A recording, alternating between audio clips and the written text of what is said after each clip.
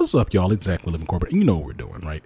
You know, every single week we bring to you a few different things because really Living Corporate it's one podcast, quote unquote, but there's like multiple content series on our podcast, right? So like on Tuesdays, we have Real Talk Tuesdays. That's where we have like these long form conversations like the one we're about to get into today. And then on Thursdays, we have Tristan's Tips. So those are like, 1-2 minute career tips. And then on Saturdays, we switch it up and we either have See It to Be It with Amy C. Waniger, where that's like we go into like someone's role, right? How they do their job, typically a black or brown person, always a black or brown person, actually. And then we also have the Link Up with Letitia. We have some news about the Link Up with Letitia. Exciting news, but I'm gonna wait on it. But I'm just saying, like, be excited. Ask Letitia about what's going on with the Link Up with Letitia. Let's get some hot goss going on. I can't even say hot goss. I don't know. It's just a funny term, hot goss. But yeah, no, ask her about, what I'm saying? Y'all know Letitia. Hit her up on Twitter. Ask her what's going on with the Link Up with Letitia. Ask her what's new with that. Okay, cool. So look, like I said, every single week on Tuesdays, we're coming at y'all with some real content. And this Tuesday is no different, right? We have Michel. Michel is the head of diversity and inclusion, Americas at Bloomberg LP, a senior HR executive with significant experience in leading talent management programs in multinational organizations, extensive familiarity, come on now, with global diversity and inclusion matters, in addition to a proven track record of success in broad-based talent initiatives, including employee resource group management, recruitment, training, community engagement, program development, and senior management advisement.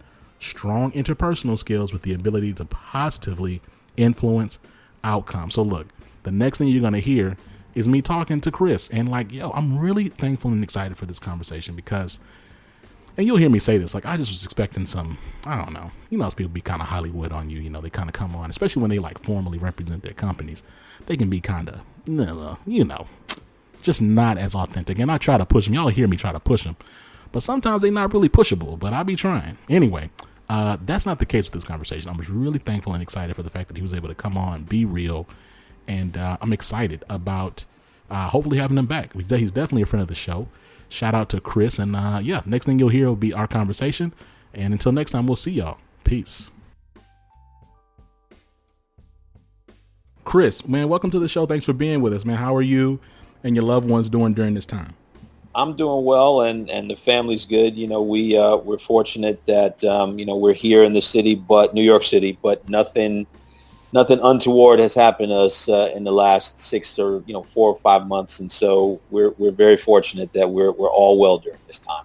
That's a blessing. So let's talk a little bit about your work and the climate at this moment, right? So like, I'm curious to get your perspective on why you think there's been this collective call to consciousness regarding Black equity and justice today in ways that have really dwarfed previous instances of Black folks getting murdered by the police. Like, why do you think this moment is so unique? Yeah. So, I think what's interesting about this is that, people, like you said, this is not the first time people have seen the murder of a Black man or a Black woman on video, right? But what is different about this time, in my opinion, is in the murder of George Floyd, what we saw was that the man at the center of all of it was at a point where our system is supposed to take over. George Floyd was handcuffed. Mm-hmm. He was prone.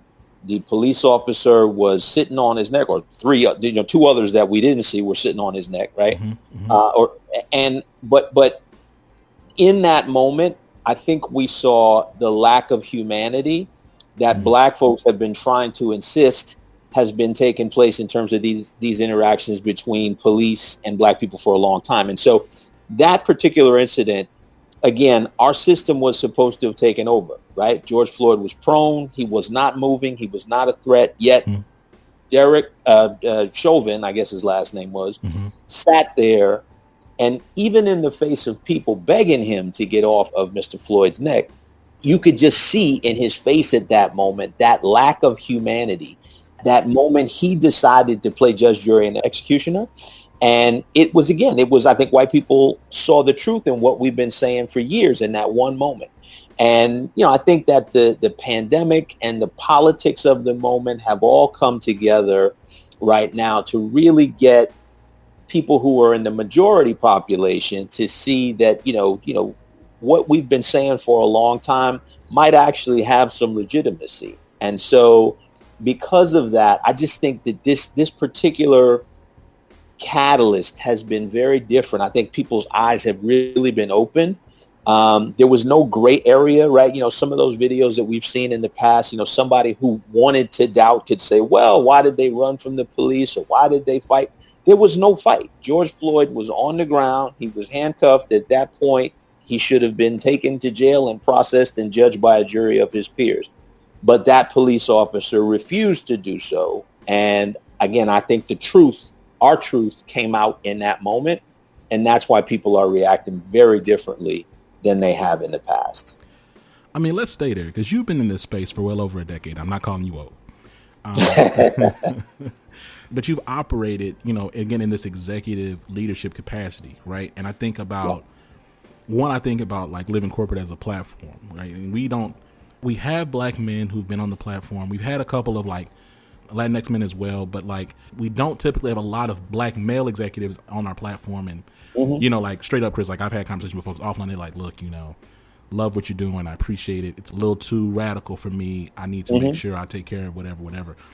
But I have discussion. I have mentors, of course, as well. And we talk about the fact that like, and if this is not exclusive to black men, black women face this and then some, but I'm talking as a black man because that's who I am. And I'm talking to you, another black man. Right. So, but like, I think about the higher you get, like that tightrope and that safety net gets smaller and smaller. And that tightrope seems to get even more and more narrow. And I think about the fact that I'm projecting a little bit because I'm making assumptions about just as I read things. Ellen McGurk's written pieces about, in Fortune magazine, she's written pieces about being black executive. I'm just curious, considering that you typically are moving in these majority white spaces, how do you feel diversity, equity, inclusion, belonging is shifting in this moment as a response? And do you think it's just a moment, or do you think there's something more to this that's longer lasting? Yeah. So, I think the moment is actually spurring a movement, right? When I first came into the workforce, and again, like you said, I'm not old, but I'm not young either. When I first came into the workforce, there was no place for a discussion of politics or race or religion or sexual orientation. You just weren't supposed to talk about those things, right? You were supposed to come in, do your job, and leave all of that stuff at home. Yeah. And, companies can't do that anymore, right? We have to address these human characteristics, which is why people like me have a job, right? Because, when I think about our organization is made up of all different backgrounds, and we address not just the questions about race, we address questions about sexual orientation, disability status, whether or not you served in the armed forces, gender. All of these things make up our workforce, and they make up our customer and client population, right? So we have to, as an organization, really consider that, right? So when you think about this particular moment, it is a chance now for us to really sort of push on this notion that, these differences that we all have really do make us stronger. One of the things I've been really encouraged by is, and, this sort of goes back to your first question, is it's not just black folks out in the street marching, right? I mean, if you look at these protests, I mean, hell, look at Portland. Portland, it is crazy out there. 5% black people live there, right? You're talking about the population, 5% black people. It is mind-blowing. Exactly. You're talking about 61 straight nights of protests, I think it is at this point. Yeah. And there's no black people there, right? It is incredible. Yeah. So I think that a number of different people of different backgrounds, different walks of life, different dimensions of diversity are realizing more and more that, our differences make us stronger, really, as a people. And so, that really does translate into our workplaces. And so, I really do think that this moment, right, and it's, God knows, it's unfortunate that the death of George Floyd and Breonna Taylor and Ahmaud Arbery had to occur or did occur, but it is a catalyst. It's almost like, Emmett Till, right? It's terrible what happened to Emmett Till, but Emmett Till really was the catalyst for a lot of the gains that we saw in the 60s, right? Even though, it was 50s when he was killed, was a lot of the movement began sort of at that point. Mm-hmm. And I think that George Floyd's death is no different a catalyst. It is a real catalyst for us to turn that moment into a movement. And we're seeing, again, a much broader based coalition of people coming together to say, you know what, we need to make changes in our society. And again, does the fact that we had been cooped up for 3 months in the house prior to this happening have something to do with it? Quite possibly. Does the fact that, we are more politically divided as a nation than maybe we've ever been, or maybe we've been since the middle 1800s. Right. I think that may have something to do with it too. But I certainly do believe that this moment is spurring a movement. It's interesting. You talk about Emmett Till. I did not even think about this, Chris, is that, and I imagine you can relate to this, is that my grandfather is older than Emmett Till would be today. Mm-hmm. You know what I'm saying? Yeah, absolutely. Because there's this narrative that like these things were such a long time ago. It's like it's less than a human lifetime ago, right? No, absolutely. I mean, if I think about it, I was born a year after Martin Luther King was assassinated. So, Wow. So I was born in the decade that all of this huge change took place in the country, right? Civil rights movement, blah blah blah. I mean, it was 6 years before I was born that 2 white men and a brother were killed in Mississippi for advocating for voters' rights. That's only 6 years older than me, right? And so, this stuff is not, it's not, old, right? So it's interesting. I don't know if you've seen this. You go around social media and you see there's this graphic, right?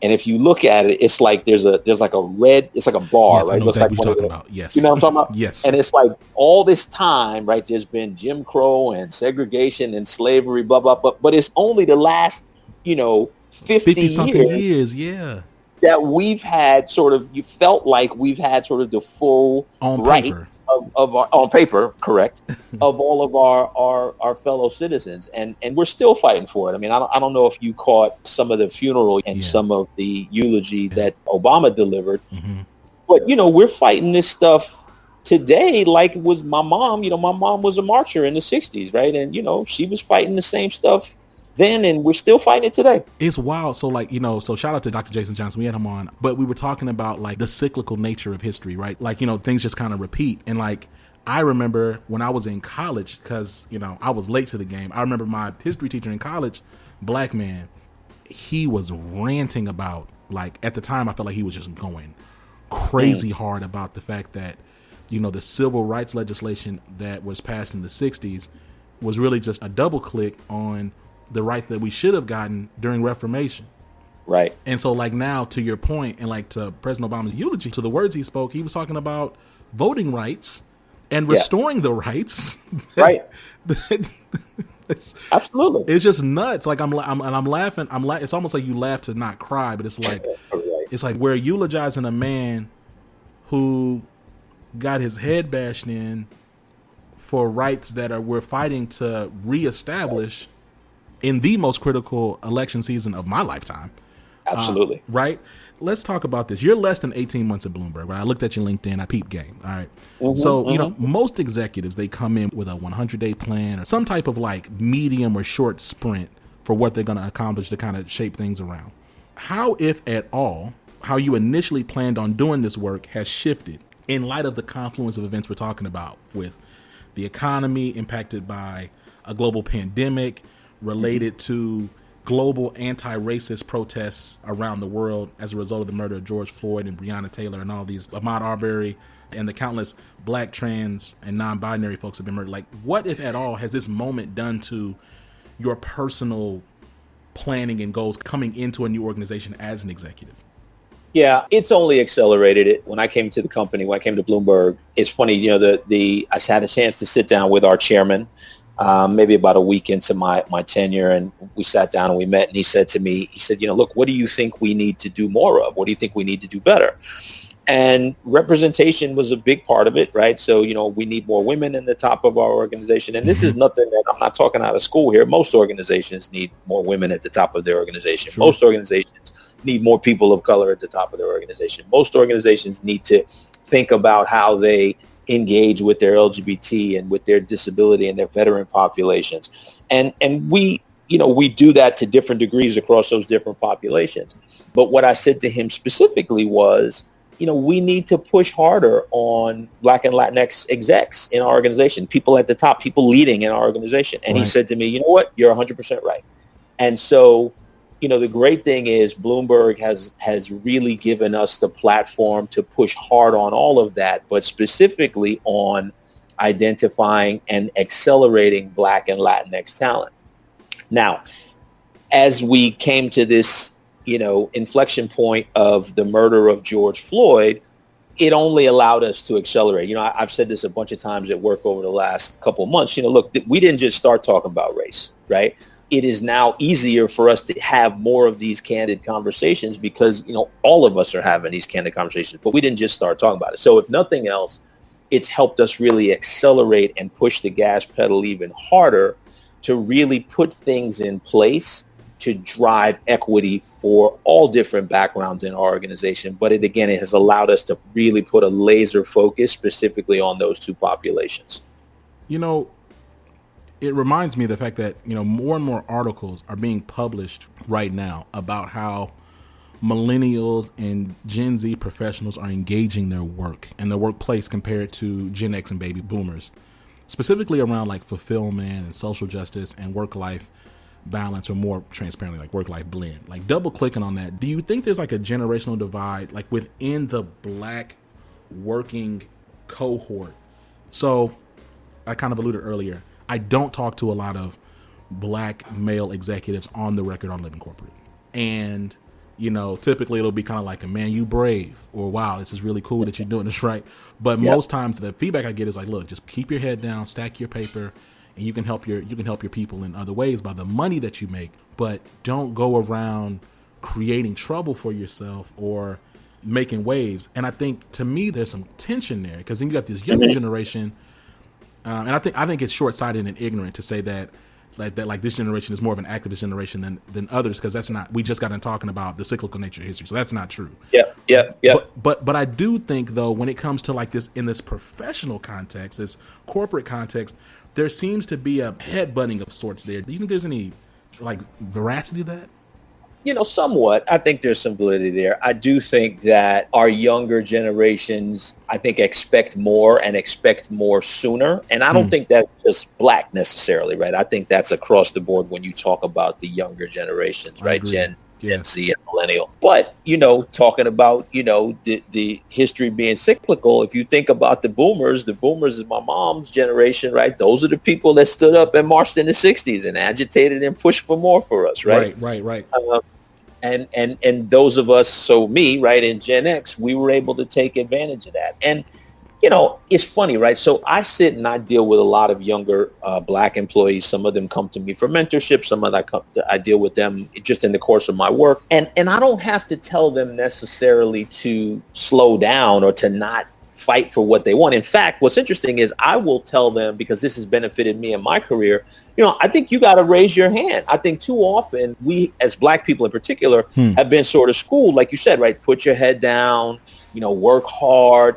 And we have to do that work hard part, right? The work, I think, is table stakes.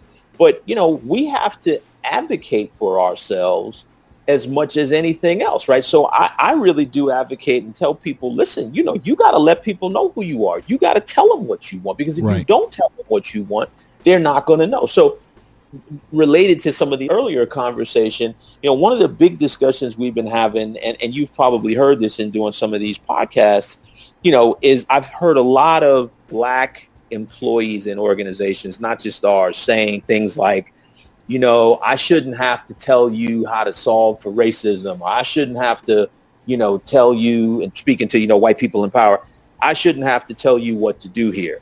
And while we certainly can't solve for racism or discrimination, we don't sit in the power structure that way as Black people. Right. But we certainly can speak up about what's wrong. If we sit back and kind of, cross our arms and say, well, I'm not going to say anything, how do the people in power know what it is that needs to be fixed? And moreover, why would they attempt to fix it, right?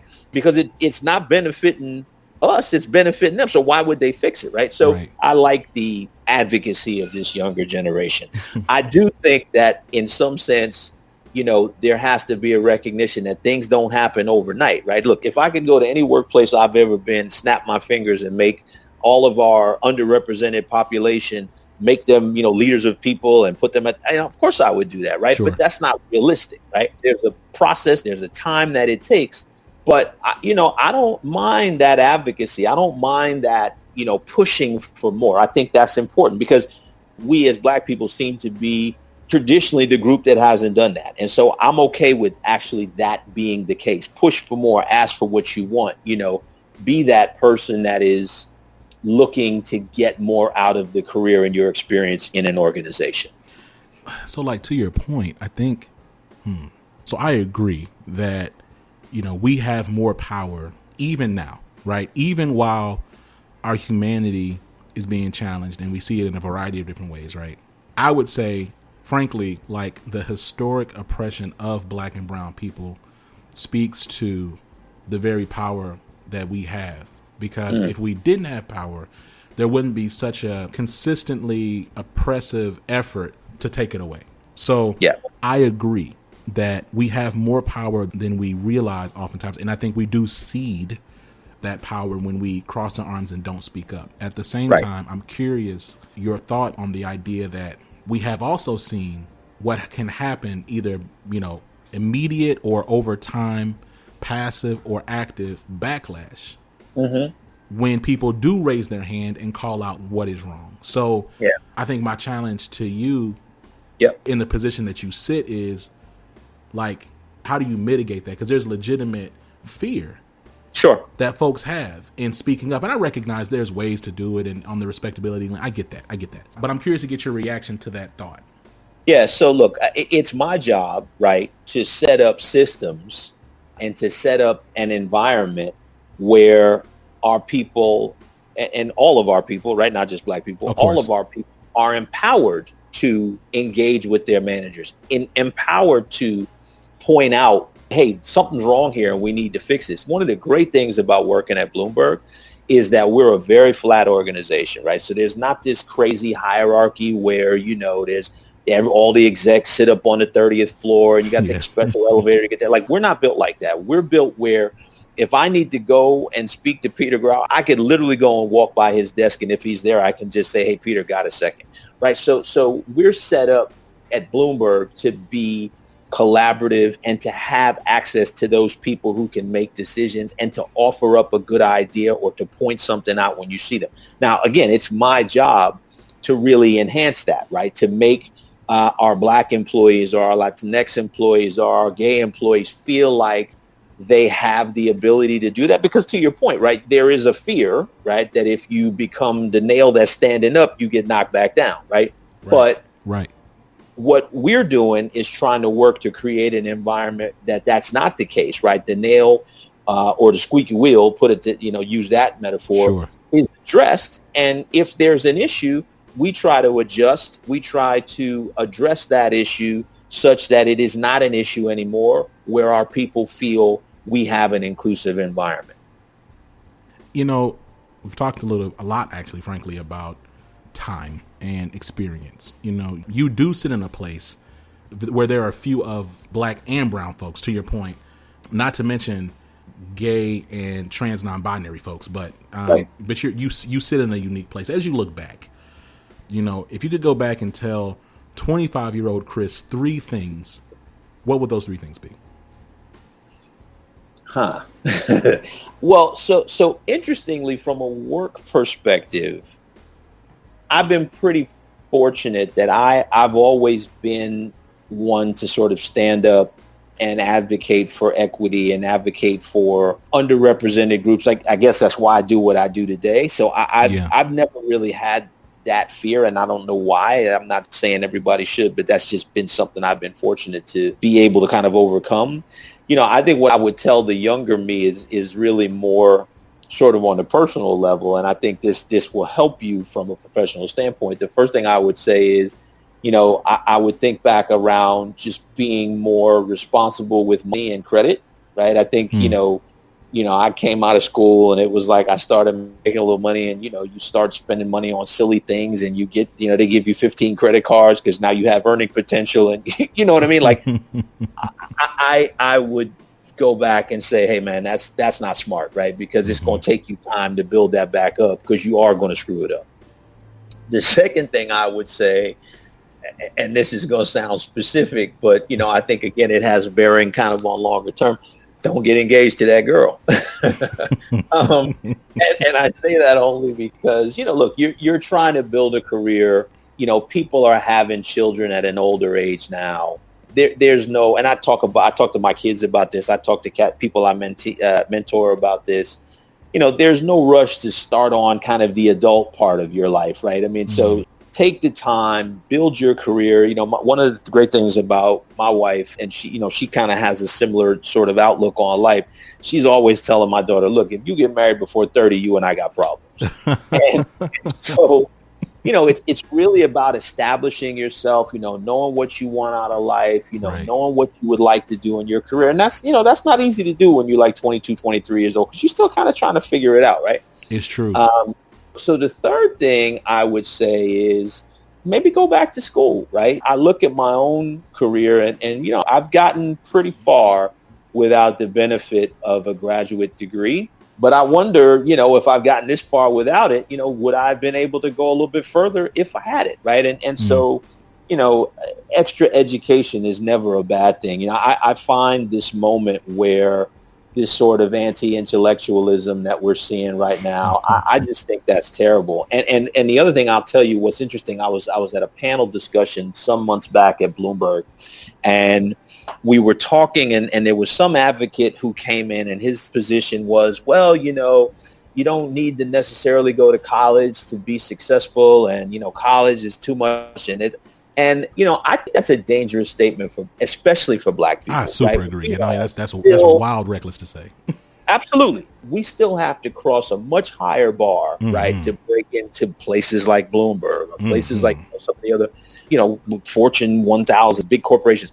We have to clear that bar. And if we don't have that base credential of a college degree, it's going to be that much easier for us to be excluded. Exactly. So yeah. I always push back against people who, you've heard this a lot, like in the last couple of years, like, yeah, you don't need college, and nah, I don't buy that. That's a wild. It's just such a wild privilege. It's like it speaks to privilege, right? Because I've had these discussions with executives in the context of my job, and I've been like, look, when people talk about the future of education, it being like, you won't need a college degree. I said, look, there's going to be at least a 20, 30 year lag between white folks and those other people in the majority not getting degrees and Black people not getting degrees, because that's not where we're at, man. Like, right. To your point about graduate degrees, it's hard enough for me to do the things, like when people meet me and I tell them about the things that I do, people just assume that I have a graduate degree, Chris.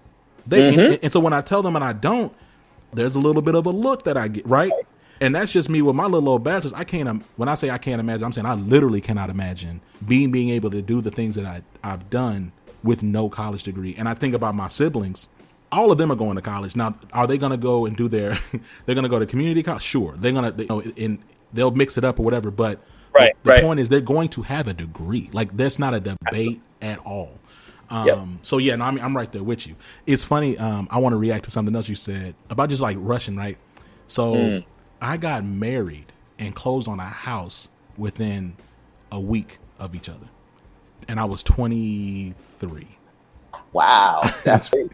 Hey, look. No. I'm not saying it I'm not saying it to argue with you. I'm saying I've told people before. I was like, look. So I love my wife. Like I told we talked about before. I have a 4-month-old. Very thankful for the life I have, and don't regret getting married. Don't regret getting married in the time I did, but I do regret the timing of how I did that. Right, like the spirit of what you're saying, I receive and I respect, because I think I was so excited to. I graduated college a year early, and I was excited just to like get to work and stuff. But like now, 30, like this is here now. Like I was rushing to get to this, and I'm about to be doing this. Shoot, even if I hit a lick, I'm going to at least be doing it for another 15 years. Right. So it's like there wouldn't have been harm. And I remember at the time there were people who were like, why are you moving so fast? And I kind of felt, it's that young. Some of it has to do with also being a Black man, kind of like, man, what you talking about? Don't tell me what to do. I got this. I know what I'm doing. But like I look back and I'm like, you know what? No, like they were right to ask. They were definitely right to, at the very least, ask. And when you look at the statistics of how these things typically go, I'm not common. So it's super fair for them to ask and challenge and question if I was doing the right things. So I'm right there with you. Let me ask you this. Let's get back to Bloomberg LP again. What are you excited about achieving in the next 12 months? Yeah, I think, most important is to capitalize on this moment. We've talked a lot about the moment today, right? And I want to capitalize on it. I want to build more equity across all dimensions of diversity in our organization. And I want to hold our leaders accountable for all that they say they're going to do. So, look, all these organizations, right? I'm sure you've read all the statements that have been made and all the ads that have been out about what we're going to do and this, that, and the third. Right. And it's great, right? And we put out a great statement. Bloomberg put out a really great statement. But believe, my job is to hold our leaders accountable. And that is my plan. We've got very detailed plans in place against which we're going to, measure success. And that's really my push, right? If I look up, when we have this conversation again next summer and I'm getting ready to go on vacation, I want to be able to sit and say, look, here was the plan. Here was the 5 things they said they were going to do. And 4 out of the 5 are done. And the 5th one is on the way. Right. So it is really taking, again, you hate that the moment exists. Right. But, capitalizing on the moment and really holding leaders' feet to the fire, holding the organization's feet to the fire to drive this notion of equity in our organization, to build a more inclusive organization. And look, I've been doing this for a long time. I think we do it pretty well, but there's always room to do more, And my plan is to certainly make sure that in the next 12 months, we're going to really push hard on closing that gap of doing more. Chris, it's been a dope conversation. I mean, I'm going to tell you, so, Living Corporate as a platform, we're independent, which gives me freedom to speak frankly. So let me, let me say this. I was nervous. About this one. I was excited, but I was also a little kind of let's see.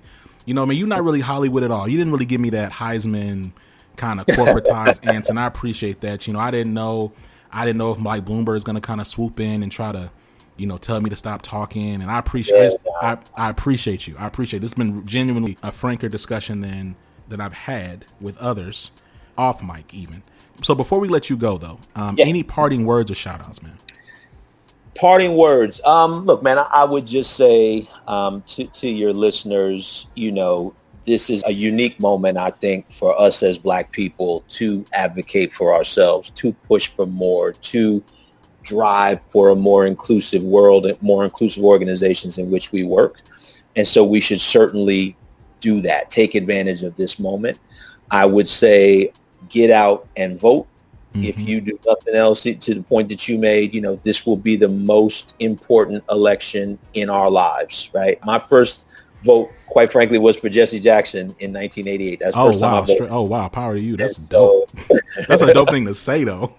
And I don't miss elections. I don't miss elections because my mother marched in 1965 in Alabama and got bust upside the head for marching. And so I don't miss elections. I don't miss small elections. I don't miss big elections. I don't miss elections. And so people fought and died for our right to vote. And I know there's, if the guy you didn't want running is not there, that doesn't matter. Elections are binary. As Black people, we don't ever have the choice, or very rarely do we have the choice to vote with our hearts. We often have to vote with our heads. Right. And so I would implore all of you listening to go and vote with your heads in this election. Yes. And then, the last thing, just, you talk about shout outs. I'm going to quote one of my favorite hip hop songs. And there's a part that goes, Mom and Dad, they knew the time. And my mom and dad have prepared me well for this life. I'm fortunate that even as I'm 50 years old now, my mom and dad are still here, and they still provide me with the guidance and the uplift to go out and do what I do every day. So more than anything, I want to shout them out and thank them for giving me that. And thank you for having me on. Man, so thank you, and shout out to Top Billing. There you go. And yeah, look, y'all, this has been Zach Live Corp. You know what we do. We're having conversations every single week with, executives, thought leaders, public officials, influencers, activists, professors, anybody really, with the goal of centering and amplifying marginalized voices at work, You know where we're at. I'm not about to list all the names, man. You know, we're all over Beyonce's internet. Type in Living Corporate. We'll pop up. Till next time, this has been Zach. You've been listening to Chris Michel, executive, mentor, advocate, leader. Peace.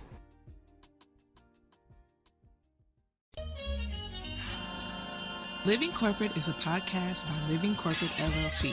Our logo was designed by David Dawkins. Our theme music was produced by Ken Brown. Additional music production by Antoine Franklin for Musical Elevation. Post-production is handled by Jeremy Jackson. Got a topic suggestion?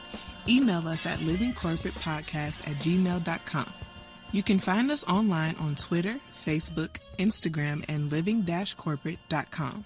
Thanks for listening. Stay tuned.